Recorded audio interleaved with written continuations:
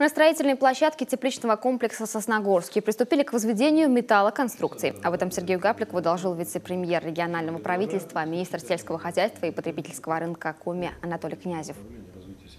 Уже сваи завершены, идет монтаж, начинается монтаж корпусных деталей, монтаж каркаса, остекление. Параллельно ведем мы работу по обучению кадров. Мы уже набрали 30 человек одну группу, они обучаются в техникуме, уже прошли некоторые обучения, уже вышли на практику, они практикуются на базе пригородного хозяйства теплицы.